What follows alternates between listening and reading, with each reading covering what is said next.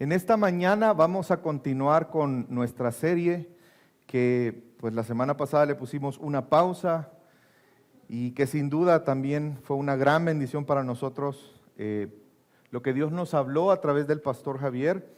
Y en esta mañana vamos a continuar con nuestra serie en Hechos. Si recuerda, el título de nuestra serie es Hechos y me seréis testigos. Sin embargo, quisiera hacer una breve introducción para recordar el contexto que sin duda será muy útil y necesario para la comprensión del texto que vamos a meditar en esta mañana.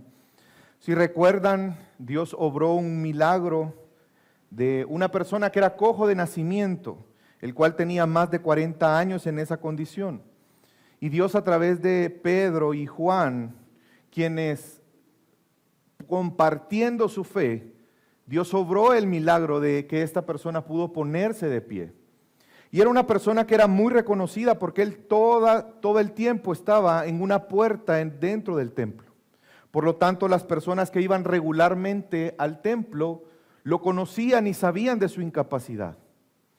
Pero lo impresionante es que este milagro Dios lo utilizó para que Pedro pudiera predicar el evangelio a muchas personas que estaban dentro del templo. Y vemos que la Biblia nos dice que el efecto de esa predicación fue una conversión de más de 5,000 personas. Y la iglesia estaba creciendo y ante este gran acontecimiento, imagínense la conversión de 5,000 personas al cristianismo dentro del templo. Las autoridades judías estaban molestas por eso y arrestan a Pedro y a Juan por proclamar la resurrección de Jesús. Y es interesante, si usted recuerda, que aprendíamos que esas autoridades estuvieron vinculadas con la crucifixión de Cristo.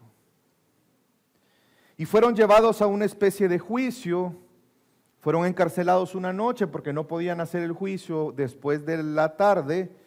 Al día siguiente hacen un juicio y Pedro, lleno del Espíritu Santo, les predica el evangelio a esas autoridades, las cuales los habían apresado. No olvidemos ese detalle. Estas autoridades eran las que estaban vinculadas en la crucifixión de Cristo, la condena y crucifixión de Jesús. Y vemos que Pedro les anuncia su pecado, tal cual como lo hizo con los judíos que escuchaban en el templo, haciéndoles ver su responsabilidad en la crucifixión de Jesús, pero también haciéndoles ver que ellos habían desechado como constructores la piedra angular, la piedra más importante, porque no hay otro nombre dado a los hombres en el cual pueda haber salvación, sino solamente en el nombre de Cristo Jesús. Y ellos habían desechado a Cristo. Y Pedro entonces les proclama el evangelio. Y vemos que las autoridades discutieron entre ellos qué hacían con Pedro y con Juan. Y al no encontrar de a qué acusarlos, pues tenían que dejarlos libres. Pero no antes sin decirles que les prohibían el volver a hablar de Cristo y de la crucifixión y de la resurrección de Jesús. Y si recuerda, hacíamos ese contraste de aquel Pedro que ante el temor negó 3 veces a Jesús. Y ahora está un Pedro lleno del Espíritu Santo que en lugar de negar a Jesús, ¿saben? ¿Recuerdan la respuesta que él les da? ¿Acaso es justo que nosotros obedezcamos a los hombres antes que a Dios? Y es impresionante que Pedro le dice, ¿saben qué? No podemos callar, lo siento, no podemos. No podemos dejar de hablar de lo que hemos visto y de lo que hemos oído. Y fueron dejados en libertad. A pesar de la amenaza, ellos no van a callar. ¿Y qué hacer ante la oposición? Creo que todos nosotros en algún momento nos hemos enfrentado a una situación donde hemos encontrado una oposición al evangelio. Seguramente hemos vivido situaciones donde el hecho de obedecer a Dios ha generado una oposición. Muy probablemente te puedas encontrar con jefes que inclusive te traten de amedrentar para que tú no sigas hablando de Cristo, inclusive presionándote con el hecho de decir que puedes perder tu trabajo. O amigos que ya no quieren juntarse contigo porque te dicen, no, es que te has vuelto un religioso, un cuadrado. Todo el tiempo nos querés hablar querés que me convierta, yo estoy bien en mi religión. Y la pregunta que podemos hacernos en esta mañana es, ¿qué debemos de hacer ante el rechazo de las personas a Cristo y el Evangelio? ¿Qué hacer cuando en la universidad, jóvenes que están aquí, o en el colegio, tus maestros te presionen para que niegues tu fe? O los jóvenes te quieran dejar a un lado porque no están de acuerdo contigo, porque quieren que tú participes con ellos. La pregunta es, ¿qué vas a hacer tú? ¿Vas a tomar la posición neutral de decir, bueno, quizás tienen razón, ya no les voy a decir nada, voy a ceder algunas cosas por aquí, por allá, para hacerles agradables a ellos? ¿Para tratar de resguardar tu trabajo? ¿Para evitar que se burlen de ti? ¿Para el hecho de sentirte aceptado y no molestado por esas personas? ¿Cómo lograr esa firmeza que Pedro tuvo?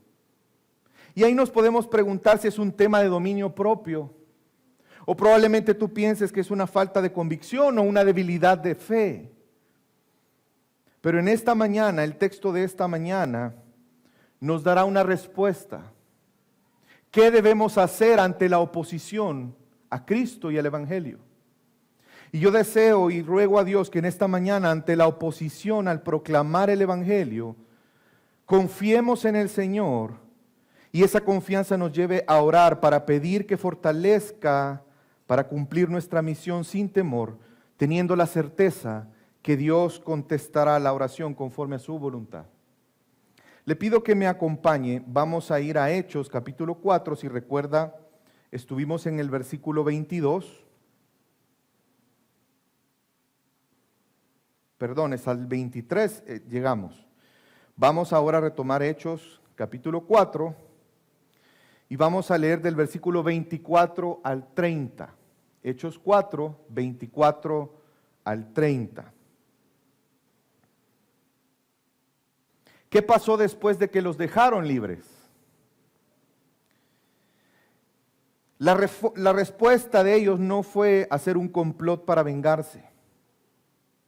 Tampoco fue esconderse o buscar a alguien en un rango de autoridad de las autoridades religiosas para que les ayudaran, sino que lo que la iglesia hizo fue confiar en Dios.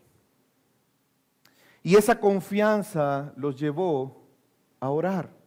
Vemos que lo primero que hicieron fue ir Pedro y Juan y contar a la iglesia lo que había acontecido, lo que había pasado.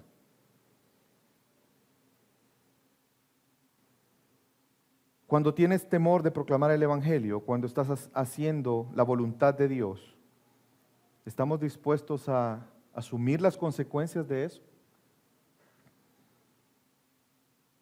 Y creo que esto es algo que podemos ver no solamente en la iglesia primitiva, sino algo que nosotros podemos imitar. ¿Cuál fue la reacción de la iglesia ante la oposición y el peligro que estaban a punto de comenzar a enfrentar? El libro de Hechos, recuerde que es una narración y la intención de Lucas, al igual que en el Evangelio, es comunicar, enseñar la obra de Jesús, solo que ahora cómo Jesús sigue obrando a través de su iglesia, por medio de su cuerpo, con el poder del Espíritu Santo. Y eso es algo que no tenemos que perder de vista en todo este recorrido que vamos a hacer en el libro de Hechos. Por lo tanto, podemos aprender de este acontecimiento histórico y aplicar a nuestra vida algunos aspectos que son de suma importancia para nosotros hoy. Quiero que leamos desde el versículo 24 hasta el versículo 30. Y al oír ellos esto, unánimes alzaron la voz a Dios y dijeron: oh Señor, tú eres el que hiciste el cielo, la tierra, el mar y todo lo que en ellos hay. El que por el Espíritu Santo, por boca de nuestro padre David, tu siervo, dijiste: ¿por qué se enfurecen los gentiles y los pueblos tramaron cosas vanas? Se presentaron los reyes de la tierra y los gobernantes se juntaron aún en contra del Señor y en contra de su Cristo. Porque en verdad en esta ciudad se unieron tanto Herodes como Poncio Pilato juntamente con los gentiles y los pueblos de Israel contra su santo siervo Jesús, a quien tú ungiste para hacer cuanto tu mano y tu propósito había predestinado que sucediere. Y ahora, Señor, considera sus amenazas y permite que tus siervos hablen tu palabra con toda confianza, mientras extiendes tu mano para que se hagan curaciones, señales, prodigios mediante el nombre de tu santo siervo Jesús. Si recuerda, una de las características de la iglesia fue la unanimidad. Lo hemos visto en otros textos anteriores.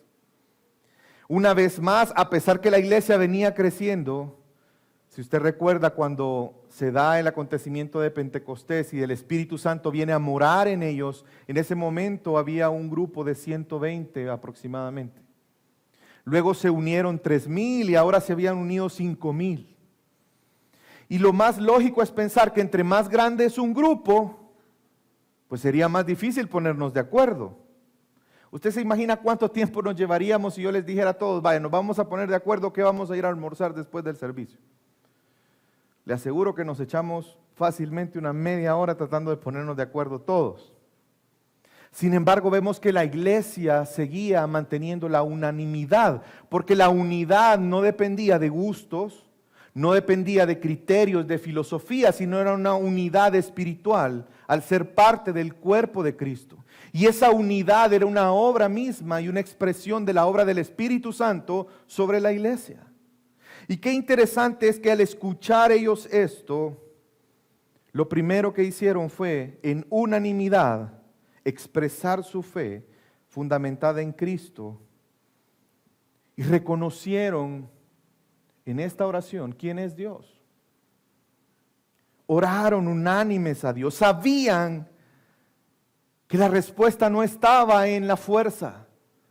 Sabían que la respuesta no estaba en la actitud que tenían los celotes, que era un grupo que buscaban derrocar al imperio romano a través de la fuerza para liberar al pueblo de Dios.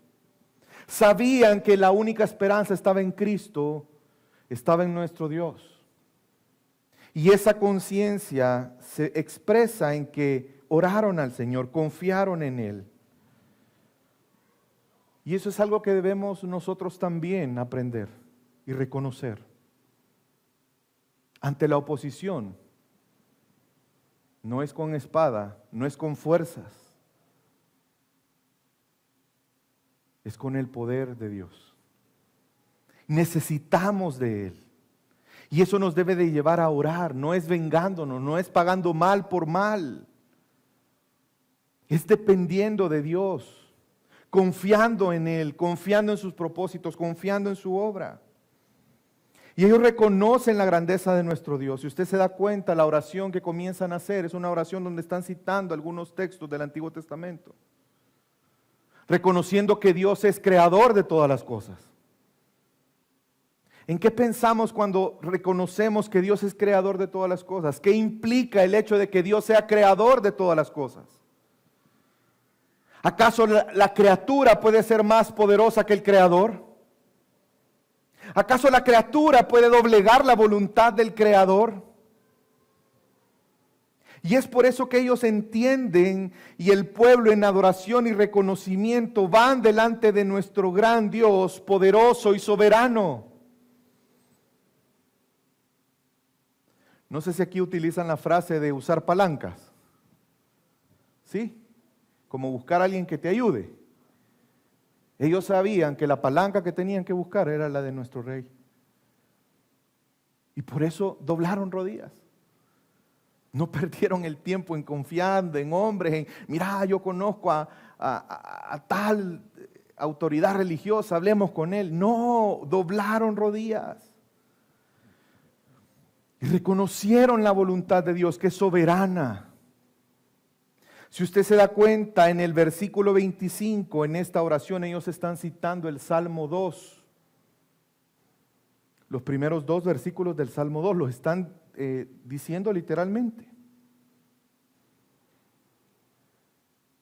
Reconociendo que Dios, por medio de la inspiración a través de su Santo Espíritu, habló una verdad. Y para poder comprender por qué ellos en la oración citan el Salmo 2, es importante entender el sentido del Salmo 2. El Salmo 2, en los primeros versículos, vemos que David, inspirado por el Espíritu Santo, expresa la insensatez de los hombres de rebelarse en contra de Dios. ¿Por qué es insensato? ¿Acaso nosotros podemos pelear con Dios? ¿Podemos doblegar a Dios en algún sentido? Entonces es tonto, insensato el hacerlo. Sin embargo, se reconoce una verdad y Dios anuncia una verdad, que los reyes de la tierra se unen para conspirar en contra de Dios y de su ungido. Y no solamente es algo que pasó en el contexto de David, sino algo que pasa y seguirá pasando. Y lo vemos en el contexto de Jesús. Los reyes de la tierra desechan el gobierno de Dios y desean y quieren romper supuestamente el control de Dios, negando la soberanía de Dios y creyéndose esas autoridades como autosuficientes. Y esto implica en realidad no solamente una actitud de los reyes, es una actitud de los hombres. Profesando ser sabios, se hicieron necios. En Romanos capítulo 1, ese versículo, si usted lo lee, es en el contexto de la necedad del hombre, de querer negar a Dios. Y los seres humanos nos oponemos a Dios en nuestra condición natural. Por lo tanto, no se extrañe que las personas que están a su alrededor, que su fe no está en Cristo, se opongan a Dios, se opongan al Evangelio. Porque eso es así, Dios así lo ha advertido en infinidad de veces. Se opondrán a su palabra, se opondrán a sus propósitos, se opondrán a la verdad. Y si no, veamos cómo está la sociedad hoy en día. Muchos creen, y lastimosamente aún cristianos, que la verdad no es absoluta. Y sabe que cuando un creyente está creyendo en su mente que la verdad es relativa, ¿sabe qué está haciendo? Menospreciando a Dios, porque Él es la verdad. Jesús dijo, yo soy el camino, yo soy la verdad y la vida. Cada vez que hay un ataque en contra de la verdad, es un ataque en contra de Dios. Pero es insensato.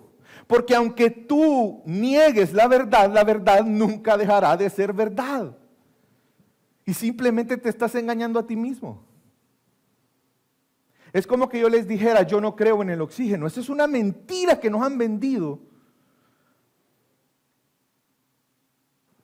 ¿Has olido alguna vez el oxígeno?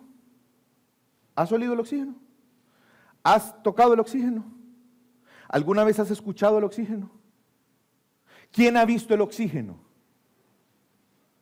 Ok, entonces el oxígeno no es cierto, no existe. Yo le hago una pregunta. ¿Bastaría con que me hagan perder oxígeno para que me dé cuenta qué tan real es el oxígeno? Aunque yo no lo vea, aunque yo no lo sienta, aunque yo no lo escuche, aunque yo no pueda sentir un olor, no pueda saborearlo. Es una verdad. Y de igual manera el oponerse a Dios es una necedad. Si tú has pensado que puedes vivir una vida plena sin Dios, sin Cristo, arrepiéntete. No te engañes a ti mismo. Porque no importa dónde encuentres o trates de encontrar tu plenitud, fuera de Dios, jamás vivirás en plenitud. Y aunque tú niegues la existencia de un Dios, un día estaremos delante de Él rindiéndole cuentas. Porque después de la muerte viene el juicio. Todos nosotros estaremos delante de Dios. Quieras creerlo o no quieras creerlo. La pregunta es, ¿cómo vas a llegar frente a ese Dios soberano? ¿Enemistado con Él o como hijo de Él? Porque hay una gran diferencia. Y el mensaje central del Salmo 2, si leemos todo el Salmo 2 y analizamos el mensaje central, ¿sabe cuál es el mensaje central del Salmo 2? Dios está haciendo un llamado, un mandato a las naciones rebeldes que se arrepientan, crean y adoren al Rey, al Hijo de Dios, al Señor de todas las cosas. Y es interesante que los discípulos comprendieron que lo que Dios había dicho a través del Salmo 2, ellos lo estaban viendo en ese momento. La existencia de una oposición y el cumplimiento de lo que Dios había determinado. No solamente lo experimentó David, sino que ahora lo enfrentó Cristo, con la diferencia que Cristo venció a todos sus enemigos en la cruz. Venció a la muerte, venció el pecado, venció a Satanás. Y esa confianza estaba en ellos. Vemos ese discernimiento espiritual para relacionar lo sucedido con lo que Dios había determinado en su voluntad durante toda la historia. Estos líderes habían hecho lo mismo. No solamente rechazando a Jesús, sino que se unieron para crucificar a Jesús. Pero como sabemos, a Jesús nadie le quitó la vida. Amén. Él le entregó, porque era voluntad de Dios. Pero como lo hemos visto en otros textos, eso no los hace excusables delante de Dios. Y vemos que ellos entendían esto. Y Lucas nos da un detalle muy interesante que nos hace ver cómo se cumplió esa alianza entre reyes y autoridades para ir en contra de Dios y su ungido. Acompáñenme, vamos a buscar Lucas, capítulo 23, versículo 11 y 12.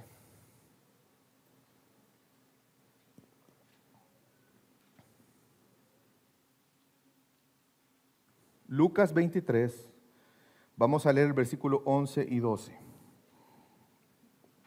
Si usted lee antes de este texto que vamos a leer, es la narrativa de todo el proceso de enjuiciar a Jesús. Y mire lo que nos narra Lucas en este texto. Entonces Herodes con sus soldados, después de traerle con desprecio y burlarse de él, le vistió con un espléndido manto y le envió de nuevo a Pilato.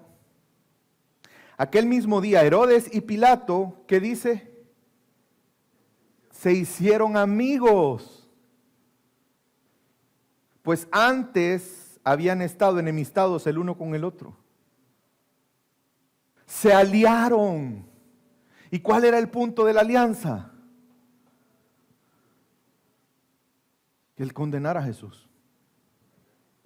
¿Ven por qué ellos interpretaron el Salmo 2, el cumplimiento de eso en ese momento? Por lo tanto, ellos tenían claro que la alianza de estas dos autoridades era unirse contra el ungido de Dios.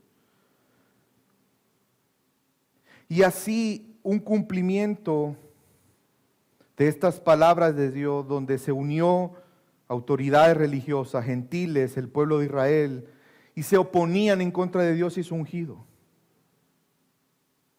Pero aun cuando existió esta oposición a Cristo, esto fue posible solo por cuanto, y vean lo que ellos, quiero que volvamos a Hechos, capítulo 4.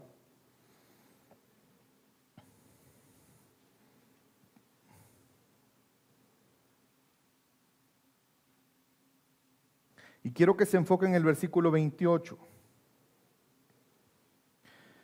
Para hacer cuanto tu mano y tu propósito habían predestinado, algunas versiones dicen determinado, que sucediese. Este es un texto donde una vez más se habla de la predestinación. Dios había predestinado que esto pasara, que las autoridades iban a unir en contra de Cristo. Y Dios lo estableció así. Y no solamente Dios lo permitió, sino era parte del propósito de Dios que los judíos y los gentiles obraran. Pero todo bajo la voluntad de Dios y la soberanía de Dios. Y esto es importante que lo tengamos en mente. ¿Saben por qué? Y le hago una pregunta importantísima. ¿Qué hubiera pasado si ellos en su oración empiezan a orar a Dios para que Dios cambie la situación? ¿Sería una oración conforme a la voluntad de Dios? ¿O sería una oración en contra de la voluntad de Dios?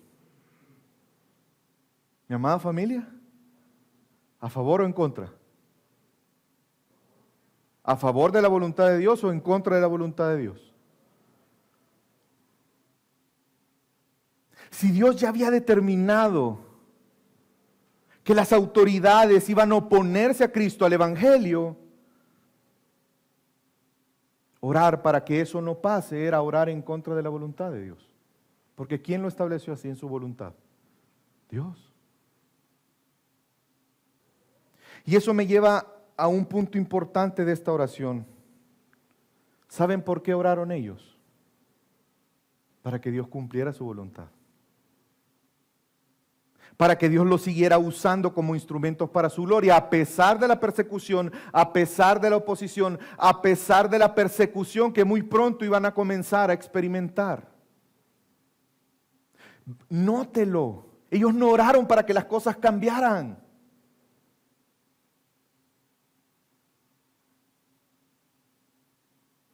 Ellos oraron porque a pesar de las amenazas, Dios pudiera ser glorificado por ellos. ¿Quién los había mandado a ellos a predicar? ¿Quién? Hechos 1:8. Jesús. Por lo tanto, no podían dejar de hacerlo. Y es interesante que la palabra amenaza, muchas veces escuchamos, no, es que este solo es amenaza, ¿verdad? No, es que la mamá solo amenaza y nunca lo disciplina. Pero aquí en este texto, cuando ellos dicen y reconocen que estaban siendo amenazados por las autoridades, esa palabra amenaza significa intención de hacer daño. Si ellos habían procurado que Jesús muriera en una cruz, ¿qué creen que ellos querían hacer con sus discípulos? Ponerlos en un pedestal, honrarlos, acabar con Jesús y sus enseñanzas, al precio que fuera.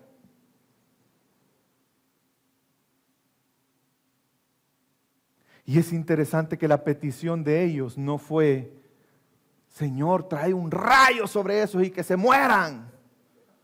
Haz justicia, Señor. Y esa petición de justicia va ya unida con una condena, no dada por Dios, sino por nosotros. La petición no fue, Señor, que esta situación cambie. Señor, que ya no me molesten, que me dejen predicar tranquilo. ¿Cuál fue la petición? Véalo. ¿Cuál fue la petición? Señor, ayúdanos a predicar con denuedo, con valentía. Porque ellos sabían que esa situación no iba a cambiar. ¿Cuántas veces nosotros oramos mal en ese sentido? Oramos a favor nuestro. Es que yo no quiero que me rechacen, es que yo no quiero que perder mi trabajo por proclamar el Evangelio. Pero ¿y si Dios quiere que tú pierdas el trabajo por proclamar el Evangelio? ¿Vas a ir en contra de la voluntad de Dios? ¿Vas a luchar para que la voluntad de Dios cambie? Porque no hemos entendido muchas veces que nuestro bienestar no está en lo que nosotros consideramos que es mejor para nosotros. Nuestro bienestar está en lo que Dios ha determinado que es mejor para nosotros. Muchas veces no lo vamos a entender. Pero ahí es donde se expresa nuestra fe. Al gran sabio Dios, al único, al que creó todas las cosas. ¿Se recuerda qué contestó Dios a Job cuando cuestionó Job a Dios? ¿Dónde estabas tú cuando yo hice el universo? Preguntémonos hoy nosotros, ¿dónde estábamos nosotros cuando Dios creó el universo? ¿Y cómo podemos tener el valor, el orgullo, el ego de decir, Señor, te equivocaste en esto, cámbialo y hazlo ya? Y lo decreto y lo declaro. ¿De verdad? ¿Quién es el soberano entonces? ¿Quién está al servicio de quién? Y vemos qué hermoso es que la iglesia llena del Espíritu, ellos entendían que estaban frente a un Dios soberano. Y que lo que ellos tenían que hacer es someterse a la voluntad de Dios. Pero eso sí, sabiendo que nuestro Dios es bueno, que Él es nuestro Padre, que Él cuida de nosotros. Y que nada ni nadie nos podrá separar del amor de Dios en Cristo Jesús. Ni la muerte. Y es que Pedro tenía una conciencia del sufrimiento. Que esta conciencia todos nosotros debemos tenerla. Y le pido que me acompañe a Primera de Pedro, capítulo 1.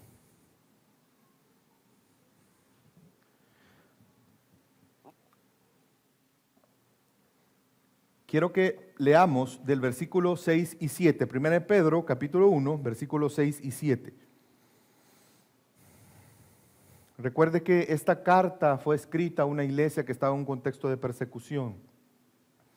Y mira lo que dice Pedro, en lo cual os regocijáis grandemente, aunque ahora por un poco de tiempo, si es necesario, seáis afligidos con diversas pruebas, para que la prueba de vuestra fe, vean por qué hay que regocijarnos en la prueba, porque pareciera algo absurdo.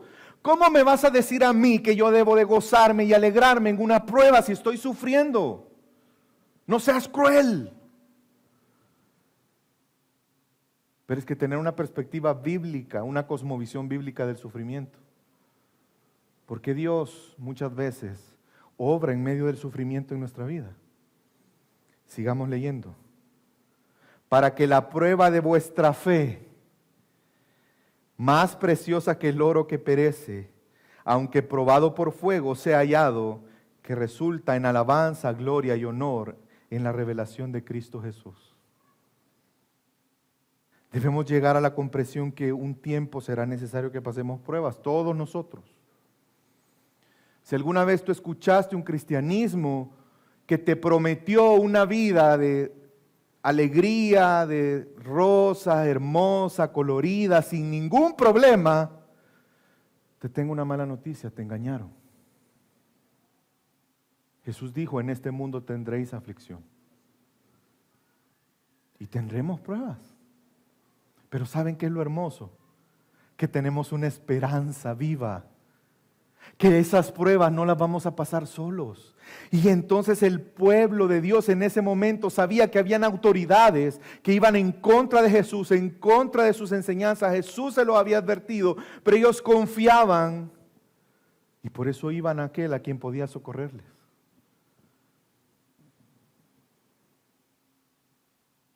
Nuestra fe está siendo probada y ocupa la analogía del oro. ¿Qué pasa cuando el oro es pasado por fuego? Entre más veces pase por fuego, ¿qué pasa con el oro? ¿Se arruina? Se vuelve más puro y tiene más valor. Eso pasa con nuestra fe. es pasada por las pruebas, por el fuego, se va puliendo, va siendo más fuerte. Y ellos tenían esa conciencia. Imagínense el cojo que esperó 40 años. Dígame si eso no es una prueba.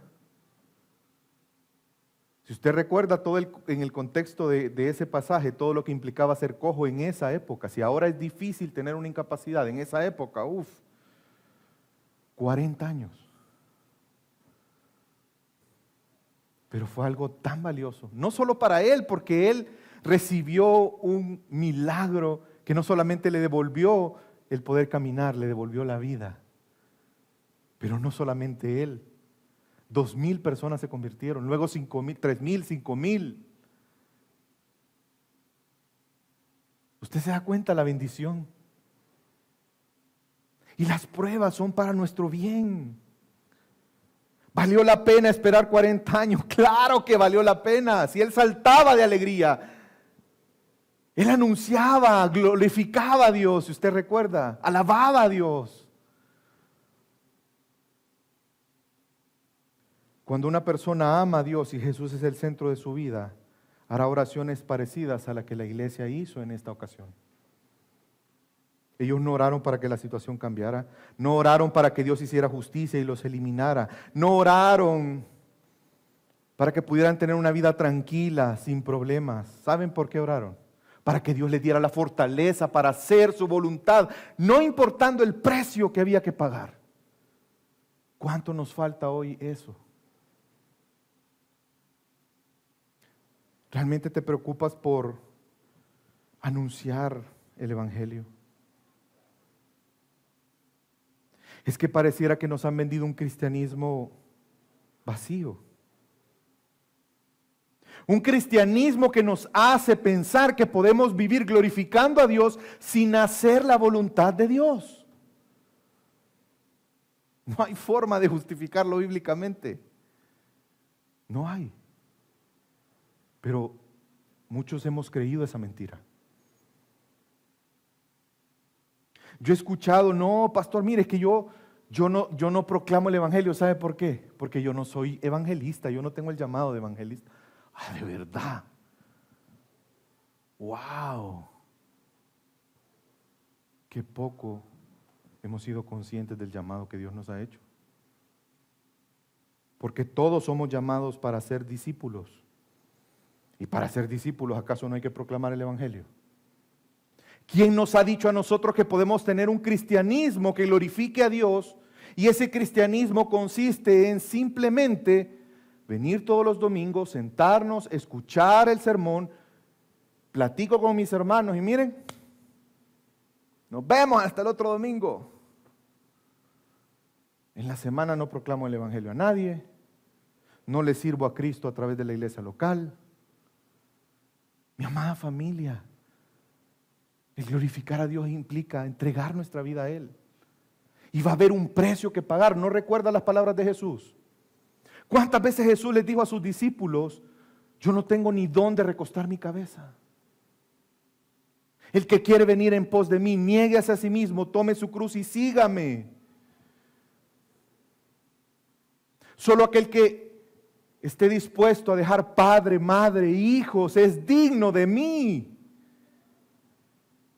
Y los discípulos lo tenían en su mente y en su corazón marcado a tal manera que ellos decían, no me importa lo que pase, no puedo callar.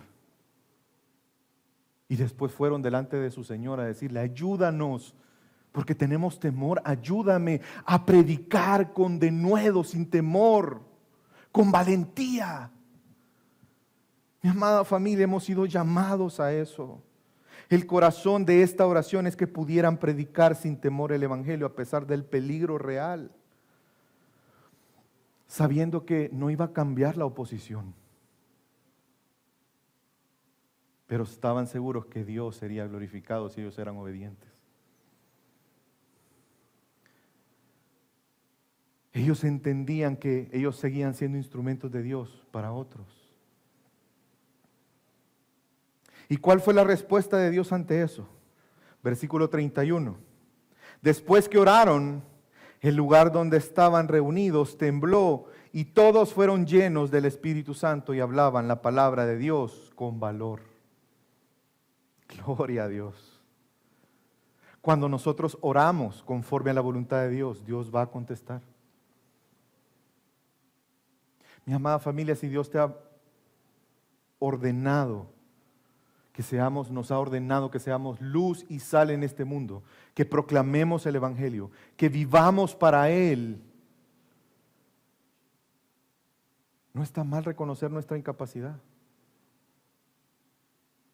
Pero confiemos en Él.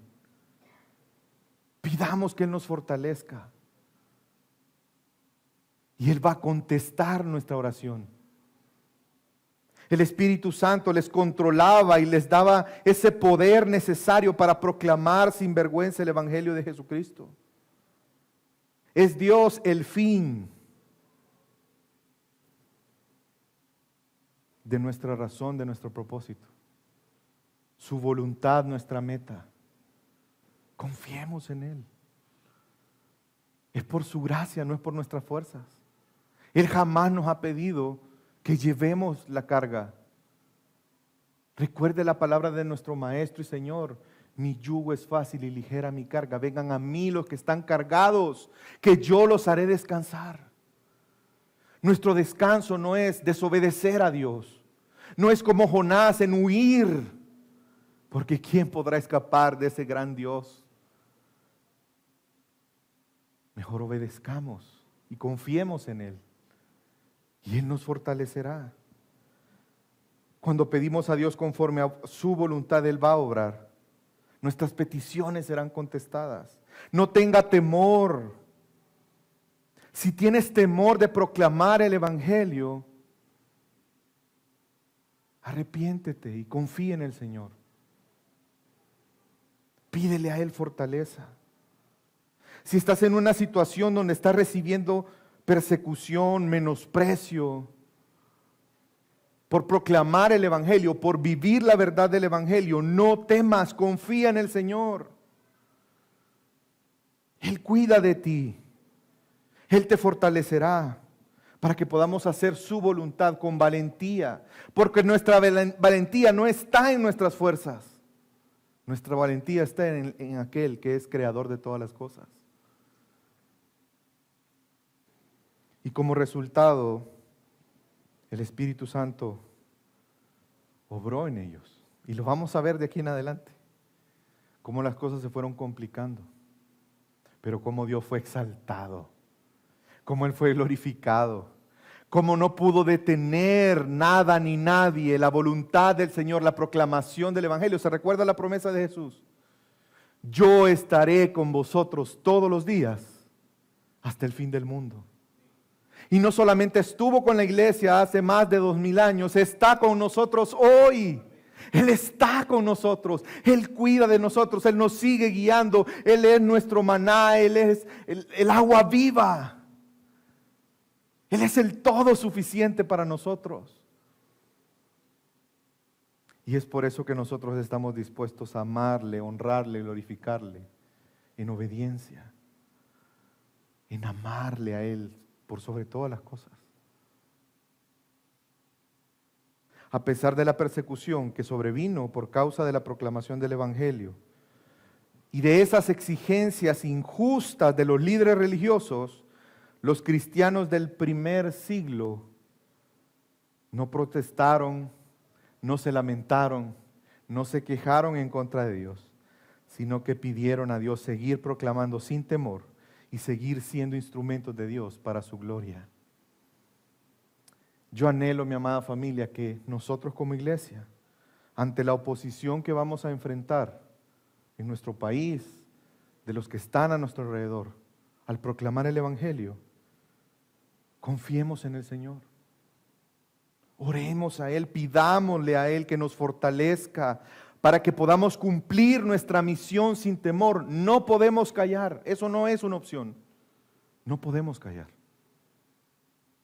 Pero sí Dios puede fortalecernos para que con denuedo, con valentía, hablemos la verdad, seamos luz y sal en este mundo, para que nuestro gran Dios, nuestro Señor Jesucristo, pueda ser glorificado en nosotros y a través de nosotros.